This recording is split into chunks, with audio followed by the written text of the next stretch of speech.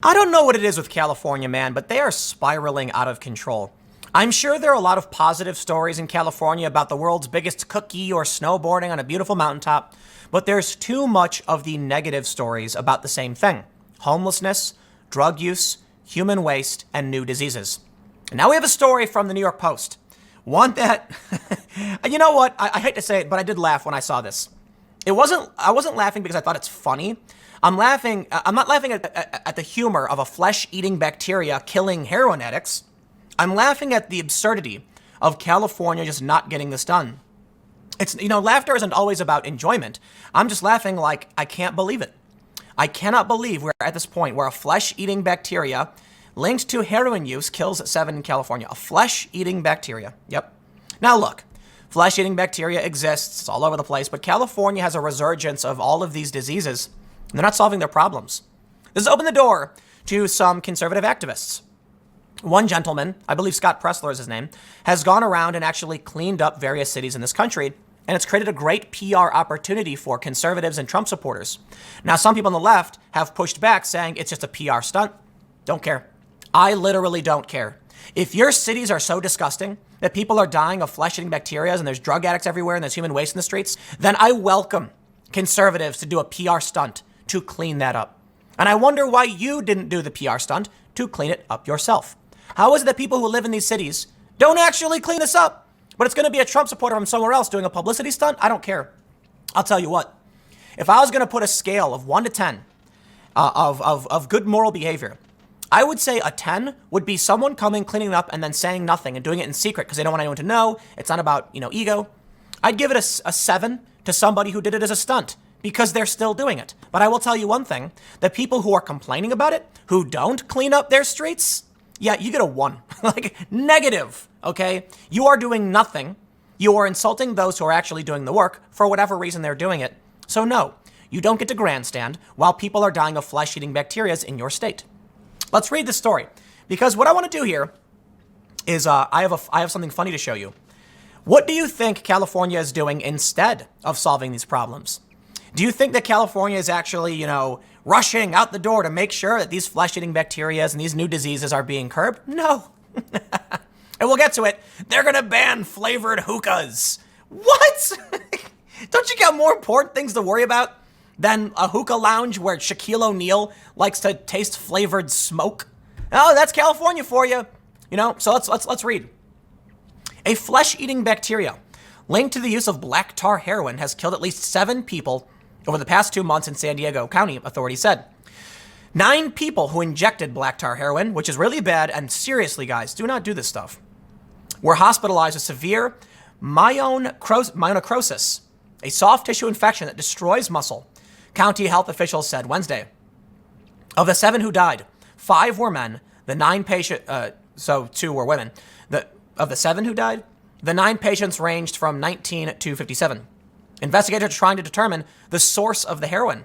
Officials have advised the local medical community to watch for additional cases of myonecrosis and wound botulism, a rare but serious illness that attacks the body's nerves and is also linked to black tar heroin use. Symptoms of myonecrosis include pain, swelling, pale skin, blisters with foul-smelling discharge. I'm really sorry I'm reading this to you guys, but you click the video. Excessive sweating and increased heart rate. If left untreated, myonecrosis can spread through the body and cause people to go into shock. It can lead to amputations or death. Symptoms of wound botulism can sometimes be mistaken for a drug overdose and occur within days or weeks of injecting contaminated drugs. Symptoms can include drooping eyelids, blurred vision, dry mouth, sore throat, slurred speech, and paralysis. Can I ask you something? Why is it that so much of this is attracted to California? And I do mean it. I know Chicago has its problems. They got a big homeless problem. But why is it that California is the poop capital? You know what I think it is? And I'm going to be honest. And I know it might sound hyperbolic. And I know the right is going to cheer and the left is going to get angry. I think it's progressive policies. And I tell you this because I lived in Seattle. And I have seen the difference between a strict meritocratic system versus a socialist system. Seattle is not socialist.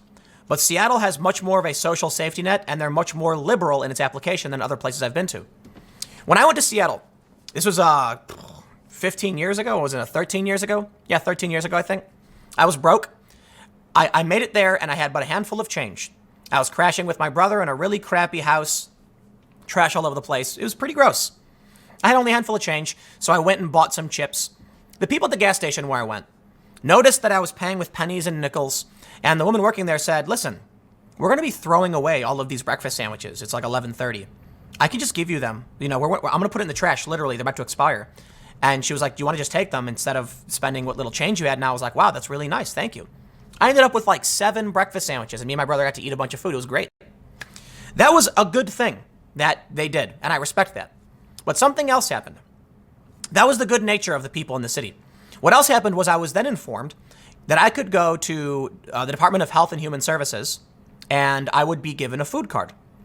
Now, normally I'm like, I'm not interested in that. I was always a much more, I don't need help kind of person. But I was really convinced by a bunch of these local college kids, like, dude, don't let pride drag you down. If you're serious about getting a job and making it in this town, don't be afraid to accept help.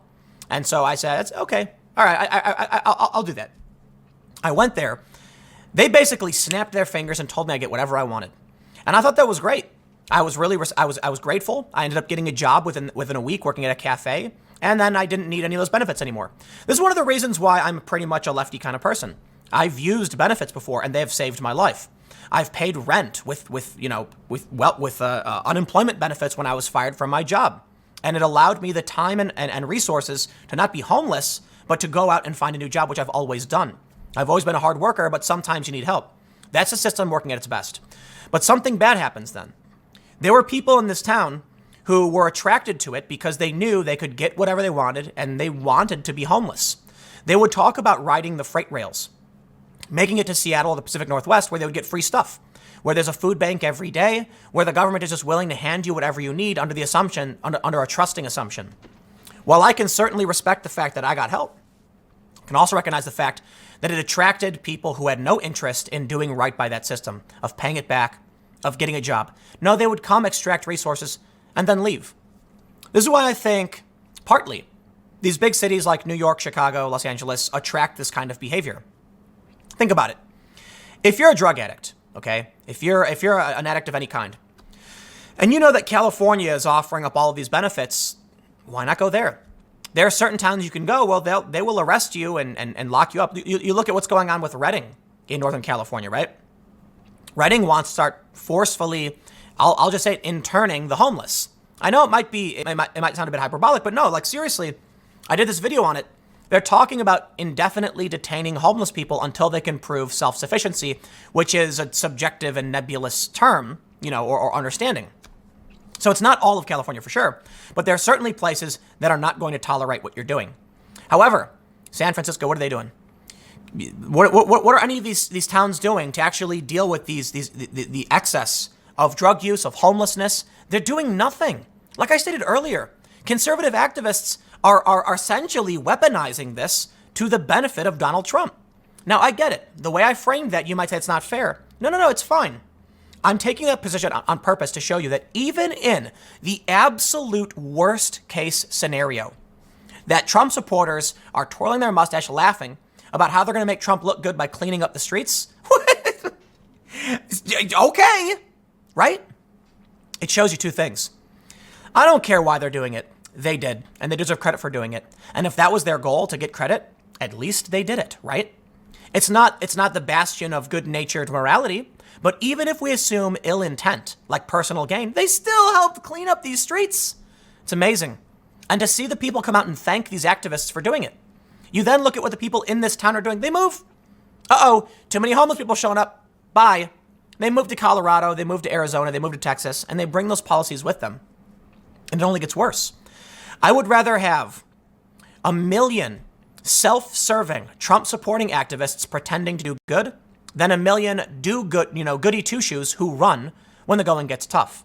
I would rather have people who are just trying to trick me into thinking they're good people by cleaning up trash in the streets than the people who think cleaning up trash, who would literally say it's good to clean up trash in the streets, but then not do it.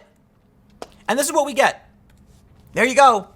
Los Angeles considers shuttering celebrity favorite hookah lounges as part of proposed ban on flavored tobacco in desperate bid to curb teen nicotine addiction. Okay, so I can respect this to a certain degree.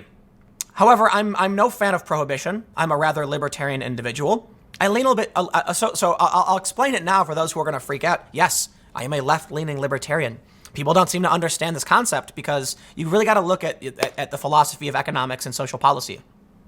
I believe that if we had a system that took care of people when they were hurt, but was a bit strict and stringent, like you might have to work for it, that's a social safety net policy. It's social liberalism. It leans a little to the left. However, I don't think you implement it through the barrel of a gun. It's through a community that agrees to do it.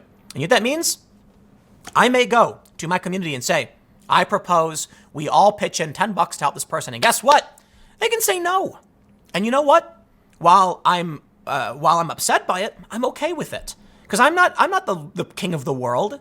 And that's left-leaning libertarianism.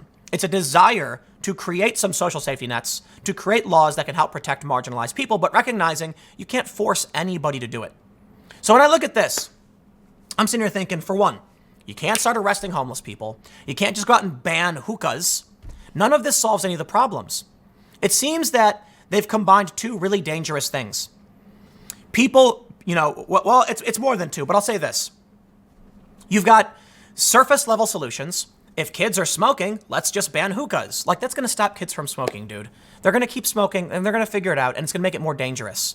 You combine that with people who pretend to care, and you will find that real problems never get solved. So, I'll wrap it up there. Don't be surprised if I make 50 billion more videos on California, because California is one of the examples of the problems we're facing in this country. Although I think, the Pacific Northwest is pretty bad. It's a beautiful place. And it makes me sad.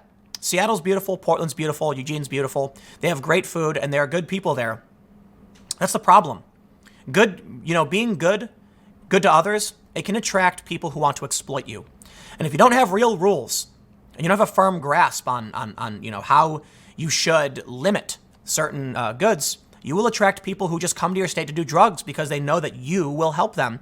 And, you will help them in the short term instead of actually solving that problem. I'll leave it there, though. Stick around. Next segment's coming up at 4 p.m. YouTube.com/TimCast. And it's a different channel. I will see you all there.